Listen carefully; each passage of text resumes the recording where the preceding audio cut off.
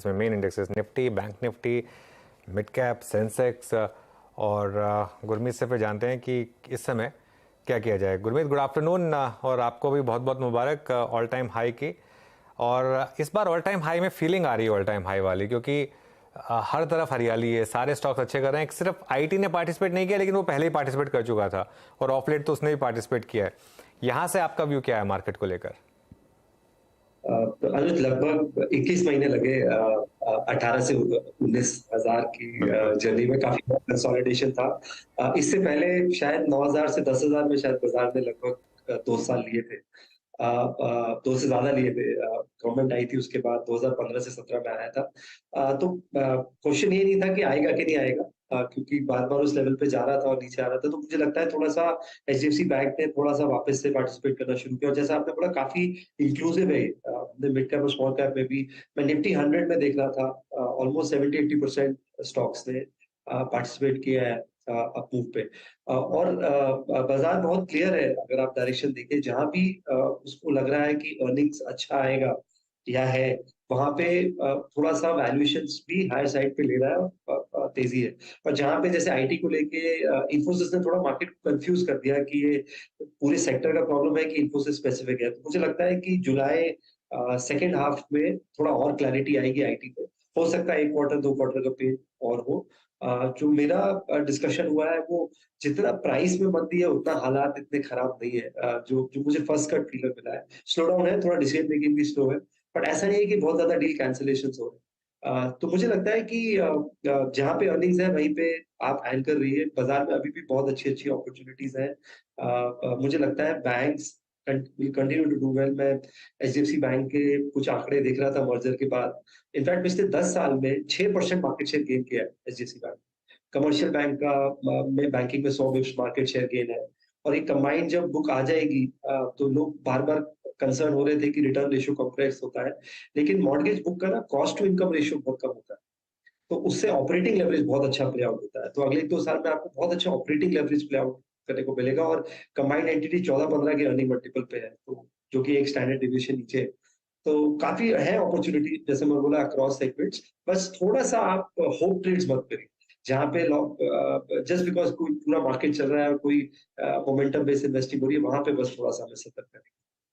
9,000 से 10,000 जाने में 783 दिन लगे थे गुरमीत, और उसके बाद अगला 10 से 11,000 में 182 दिन लगे। एक नेक्स्ट जो मामला अटका था वो अटका था जब 12,000 से 13,000 जाने में 551 दिन लगे थे। लेकिन 13,000 से 14,000 फिर उसके बाद हर्षिता गेस करिए कितने दिन में पहुंच गए हम? 37 दिन में। शॉर्टेस्ट था ना? हाँ, 37 दिन में। उसका 14,000 से 15,000 36, मतलब 37 आपको लगा कि शॉर्टेस्ट था, तो 15,000 ने कहा चलिए मैं और भी शॉर्ट कर देता हूँ। और उसके बाद 16,000 से 17,000 सबसे शॉर्ट था। 28 दिन में हम 16,000 से 17,000 पर पहुंच गए थे। तो 19,000 से 20,000 क्या पॉसिबल है हम जुलाई में ही लगा दें गुरमीत, जिस तरीके का मोमेंटम है? अनुज, कहना बहुत मुश्किल है, मार्केट में कुछ भी हो सकता है। और मैंने देखा है कि हमारा काम एसेट एलोकेशन का होना चाहिए, एस्ट्रोलॉजी का नहीं होना चाहिए। हाँ, वो बिल्कुल सही। और बहुत सारे स्टॉक्स ऐसे हैं, आपने बोला आईटी तो शायद 14-15 हजार निफ्टी पे है। कुछ एक स्टॉक्स हैं जो ऑलरेडी शायद 20,000 निफ्टी पे है वैल्यूएशन प्राइस। तो मुझे लगता है कि प्रिडिक्शन लेवल से ज्यादा अर्निंग ग्रोथ का करना चाहिए, जो हमारे कंट्रोल में है। और कुछ जगह चीजें बड़ी सेकुलर लग रही है, जैसे जो कैपेक्स साइकिल है, मैं पहले भी बोल चुका हूँ आपसे चर्चा में, मुझे ये 2003 से 8 वाली कैपेक्स साइकिल लगती है और ये लंबी चलेगी। सिमिलरली ऑटो का 2017 से 22 आप देखिए पूरा वॉश आउट रहा है। वॉल्यूम वाइज भी टू व्हीलर तो खैर अभी भी फ्लैट एंड डिग्रो कर रहा है, और बाकी जगह मुझे लग रहा है साइकिल टर्न हो। और फोर व्हीलर्स में स्पेशली ये साइकिल हमें वेटिंग पीरियड अच्छे मॉडल्स का कंसिस्टेंटली अच्छा है। चिप शॉर्टेज भी थोड़ा थोड़ा इंप्रूव हो रहा है। तो कुछ जगह हाउसिंग, जैसा मैं कह रहा हूँ, डिमांड बहुत सेकुलर। आप अफोर्डेबल हाउसिंग सेगमेंट भी देखिए, और जो हमने मिड और अफ्लुएंट सेगमेंट देखा है, बहुत अच्छे अच्छे लॉन्चेस भी होते जा रहे हैं। तो ये 3 पॉकेट्स में अगर आप थोड़ा एंकर करेंगे और इनको फ्यूल क्रेडिट ग्रोथ ही करेगा, चाहे वो कैपेक्स है चाहे वो हाउसिंग लेड साइकिल है, तो यहाँ पे अगर आप एंकर रहेंगे तो डिसअपॉइंटमेंट के चांसेस कम। बाकी मैं इनफैक्ट आपसे जानते हैं गुरमीत, पूछने ही वाला था ऑटो के बारे में। हालांकि ऑटो में आपने टिप्पणी कर दी, बट इन आइसोलेशन अगर गुरमीत आपसे पूछूं, आपने पैसेंजर व्हीकल सेगमेंट की बात करी। टाटा मोटर्स मेरी स्क्रीन पे 588 ये अपने करियर की हाईएस्ट ट्रजेक्टरी को हिट करने जा रहा है। दो stocks like Maruti and Tata Motors, इन्होंने अपने हिस्टोरिकल हाइस अभी तक 2017 के और मेरे ख्याल से 15 के क्रॉस नहीं किए हैं। आइसोलेशन में आपका व्यू टाटा मोटर्स पे क्या है इस बार? अमूमन इसको एक सिक्लिकल स्टॉक का एक तमगा देते थे हम, एक अच्छे मूव के बाद निकल जाते थे, लेकिन इस बार इसने 3 ट्रांचेस में डोमिनेट किया। मतलब कोविड लो था इसका करीब 67 का, फर्स्ट ट्रांच में 350, सेकंड ट्रांच में लगभग 536, now it's 588, it's all time high. आपका व्यू क्या है इस पर टाटा मोटर्स पे Gurmeet? One of the best turnaround stories है वेदा जी। आप देखिए जीएलआर के नंबर्स में भी आप देखिए उनका फोकस रेंज रोवर पे रहा है। उन्होंने प्रोडक्ट मिक्स बहुत अच्छे से चेंज किया। अभी भी आप अगर डिफेंडर और जो उनके मेन मॉडल्स का बुकिंग देखेंगे ऑल टाइम हाई है। डेट रिडक्शन हुआ है, पहली बार फ्री कैश फ्लो जनरेशन की बात कर रहे हैं टाटा मोटर्स को। हमने बहुत सालों बाद ये सुना है कि वो फ्री कैश फ्लो जनरेशन की बात कर रहे हैं 2024 में। उसके अलावा मुझे लगता है उनके जो इंडियन सेगमेंट भी धीरे धीरे डोमिनेट कर रही है। बैक टू बैक अच्छे लॉन्चेस हुए हैं, ईवी में डोमिनेट कर रहे हैं, 80-85% शेयर है उनका अभी भी। तो अर्ली मूवर्स है वहां पे। थोड़ा मुझे लगता है वैल्यूएशंस इस वहां पे थोड़ा सा हम ओन करते हैं टाटा मोटर्स में, डिस्क्लेमर देना चाहूंगा, and we have been lucky to participate in this upside. मुझे लगता है रिलेटिवली एमएनएम बेटर पोजीशन्ड है, अभी भी 15-16 टाइम्स अर्निंग पे है, और कैपिटल एलोकेशन वापस से प्रूडेंट हो गया है। लॉस मेकिंग जेवी से एग्जिट किया है, और मुझे लगता है ट्रैक्टर सेगमेंट सरप्राइज करेगा इसका। रूरल इकोनॉमी आपको सेकंड हाफ में काफी सरप्राइज देगी।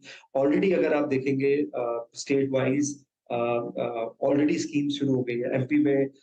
जैसे वुमेन ओरिएंटेड एक्स्ट्रा क्रेडिट कर रहे हैं मंथली, फर्टिलाइजर्स पे काफी चर्चा हो रही है, नैनो यूरिया पे काफी काम हो रहा है। तो रूरल इकोनॉमी एमएसपी में हमने देखा 8 से 10% का जंप है, मूंग दाल पे, पैडी पे, सब पे।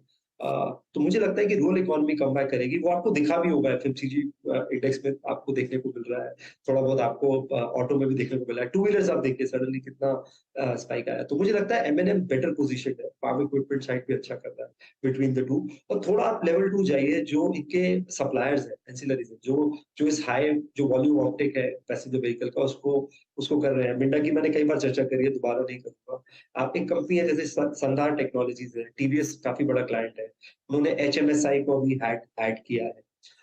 उनका लॉकर में मार्केट शेयर डोमिनेंट है। और जो आपकी मेटल शीट्स हैं वो करते हैं, डाई कास्टिंग्स करते हैं, फ्रेम बनाते हैं गाड़ी का। तो जो उनका किट वैल्यू है या कंटेंट पर व्हीकल है, बहुत अच्छे से ग्रो कर रहा है। बट वैल्यूएशंस अभी भी रीजनेबल है डिस्पाइट जो रन अप हुआ है। तो कुछ मुझे लगता है बहुत सारे पॉकेट्स हैं ऑटो में जहाँ अपॉर्चुनिटी है, जहाँ पे ये जो वॉल्यूम्स आप ज्यादा देख रहे हैं ओईएम्स की, वो कुछ टाइम बाद यहाँ पे भी रिफ्लेक्ट है। तो इंटरेस्टिंग पॉकेट जहां पर आपको बस सिर्फ मेन प्लेयर नहीं बल्कि ओएएम के जो एंसिलरी सपोर्टर्स हैं उन पर भी नजरें बनाई रखनी चाहिए। अच्छा गुरमीत, कुछ देर पहले ही हम वो होटल काउंटर्स में जो तेजी आई है उसकी बात कर रहे थे, और जो demand clearly world cup generate करेगा, और बस 2 मिनट पहले 1 लाख करोड़ का मार्केट कैप इंटरग्लोब एविएशन ने अपने नाम कर लिया है, और यहाँ पर भी वही थीम प्ले आउट होती हुई दिखाई देगी। क्या आपको लग रहा है यहाँ पर अर्निंग्स ऑफ कोर्स फिर जिस तरह से एआरआर्स बढ़ रहे हैं और भी वैल्यू देखने को मिलेगा? कोई अपॉर्चुनिटी इस समय है इन स्टॉक्स में? मेरा पर्सनल एक्सपीरियंस कभी एविएशन को लेकर अच्छा नहीं रहा, और इसे ग्रेवयार्ड सेक्टर भी बोलते हैं।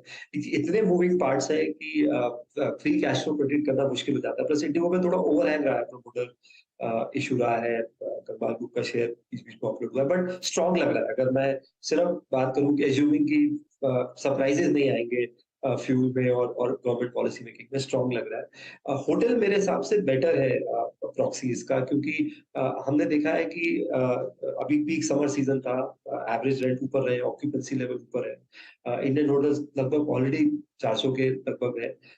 मिड सेगमेंट में हम लेमन ट्री ओन करते हैं, अभी उनका एक 600 रूम का कैपेसिटी ऐड हो रहा है मुंबई एयरपोर्ट के पास।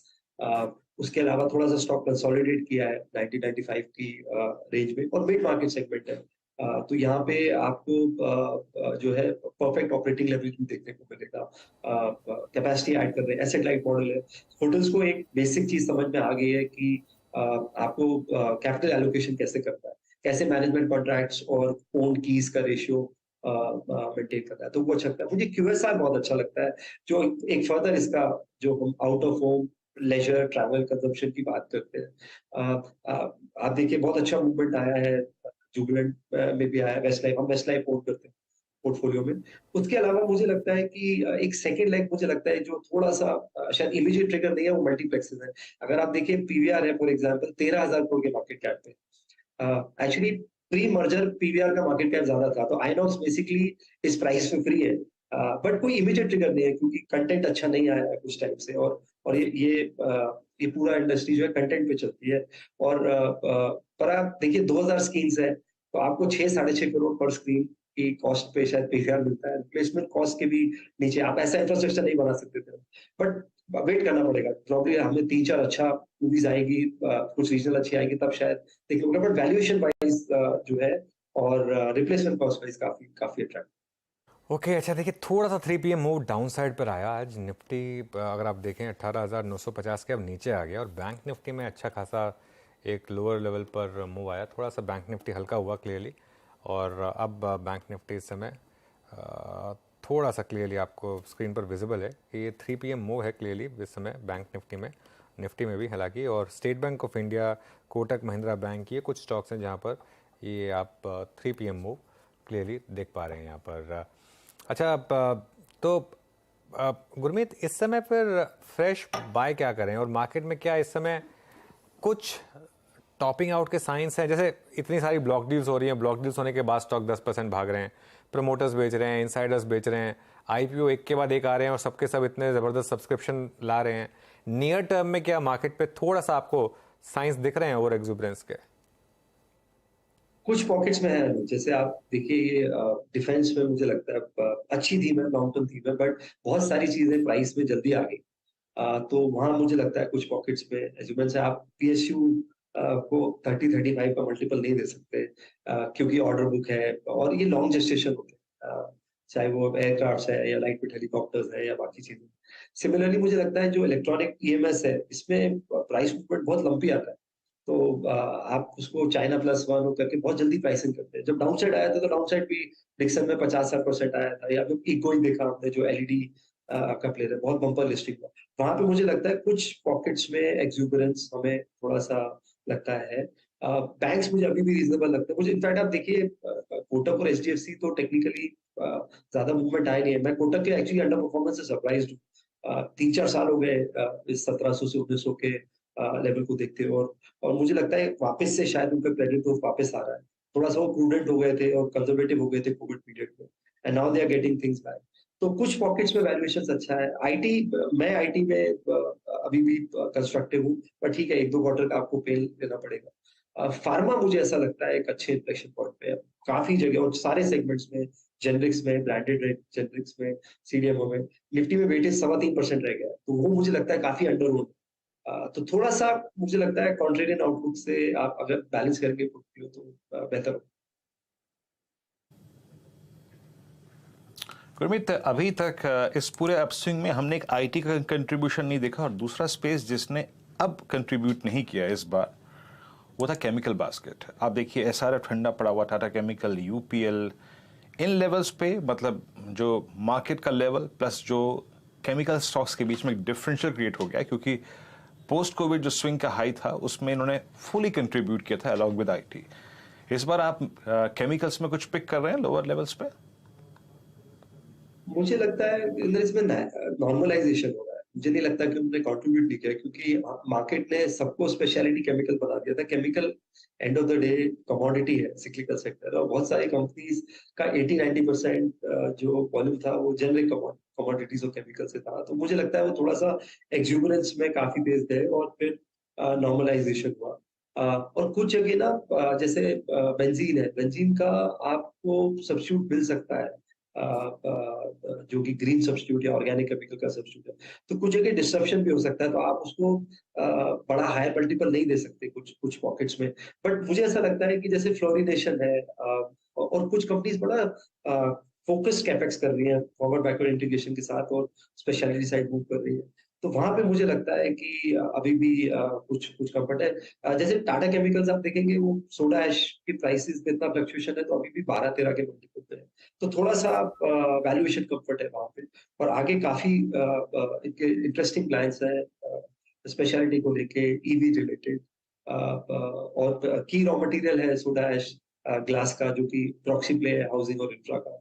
दीपक नाइट्राइट काफी कैपेक्स किया, बड़ा फोकस कैपेक्स किया, काफी करेक्शन भी आया 3000 से नीचे वाले भाव पे। पीआई एक ऐसा स्टॉक है जिसने मुझे लगता है कि डिस्पाइट वैल्यूएशंस क्या है, क्योंकि उनका इनोवेशन रेट बहुत अच्छा है। तो कुछ पॉकेट्स हैं जो अच्छे हैं, तो हम फ्लोरिनेशन में जैसे एसआरएफ है या नवीन फ्लोरिन है, ये हमारे इन्वेस्टमेंट बकेट में है, दीपक है, पीआई है और टाटा केमिकल है। तो ये हमारा बास्केट है। मुझे लग रहा था कि जो एक्सुबरेंस है वो उसका थोड़ा नॉर्मलाइजेशन हुआ है। मैं ये नहीं बोलूंगा कि उन्होंने कंट्रीब्यूट नहीं किया। केमिकल्स की बात करें, मुझे फार्मा पर आपकी राय चाहिए, क्योंकि ये मार्केट हाइज के माहौल में फार्मा कंपनियां चलना बहुत बड़ी रैरिटी है। नॉर्मली हाई बीटा काउंटर्स ही लीड करते हैं उस मूव को, लेकिन अब की बारी हमने देखा है औरो फार्मा, टोरेंट, लुपिन, इन सारे स्टॉक्स ने अच्छा खासा पार्टिसिपेशन दिखाया है। अब यहाँ पर अलग क्या हो रहा है गुरमीत, और फिर किस तरह के ट्रेड्स पर फोकस किया जाए? आप देखिए, दो चीजें हुई। अब पिछले 4 साल में हमने बस ये सुना कि यूएस से पहले 2014-15 में सबको यूएस में एंटर करना था। पिछले 2-3 साल से सबको अब यूएस से एग्जिट करना है क्योंकि प्राइसिंग प्रेशर आया। तो कुछ नई वहाँ पे कैपेसिटी तो आई नहीं है, इन वेरी सिंपल लैंग्वेज। तो थोड़ा सा जेनरिक्स में हमें देखने को मिल रहा है क्योंकि प्राइसिंग स्टेबल हो गई। तो जेनरिक्स में थोड़ा प्राइस मूवमेंट हमें देखने को मिला है। ब्रांडेड जेनरिक्स जो है थोड़ा एफएमसीजी जैसा है, वो हमेशा थोड़ा सा वैल्यूएशन मल्टीपल कमांड करता है क्योंकि वो डॉक्टर प्रिस्क्रिप्शन लेड है। हमने देखा मैनकाइंड की भी लिस्टिंग बहुत अच्छी हुई despite the news around IT. अच्छा कर रहा है, 99% डोमेस्टिक कंजम्पशन है और कंज्यूमर हेल्थ में भी अच्छा करता है। तीसरा हमने एक्शन वापस से देखा कुछ सीडीएमओ नेम्स में जहाँ पे एक्सपोर्ट डेटा बहुत अच्छा है। तो हमने देखा न्यूलैंड, सिंजीन ने काफी स्ट्रॉन्ग कमबैक किया। एक्सपोर्ट बुक अच्छा है, नए मॉलिक्यूल्स का स्टेटस अच्छा दिया, ये तक बताया कि कितने मॉलिक्यूल्स फेज 3 में है, फेज 4 पे है। थोड़ा ट्रांसपेरेंसी और दिखाई, क्योंकि बाजार को पसंद है, क्योंकि ये सबको समझ में नहीं आता है, बड़ा टेक्निकल सेक्टर है। हॉस्पिटल्स मुझे लगता है एक सेगमेंट है जो कैपिटल, जो कैपेक्स सेगमेंट होता है फार्मा में, वो भी हमें। तो मुझे लगता है चारों जगह अगर आपका सिलेक्शन अच्छा है, बस आपको उन कंपनी से बच के रहना है जहाँ थोड़ा गवर्नेंस इशू है, यूएस एफडीए का उनका ट्रैक रिकॉर्ड अच्छा नहीं है। खाली वैल्यूएशन पे मत जाए, कंप्लायंस ट्रैक रिकॉर्ड मेरे हिसाब से बहुत बहुत गुरमीत, शुक्रिया जुड़ने के लिए आज हमारे साथ, और once again new all time highs की बहुत बहुत बधाई आपको भी। आपकी चलिए फिर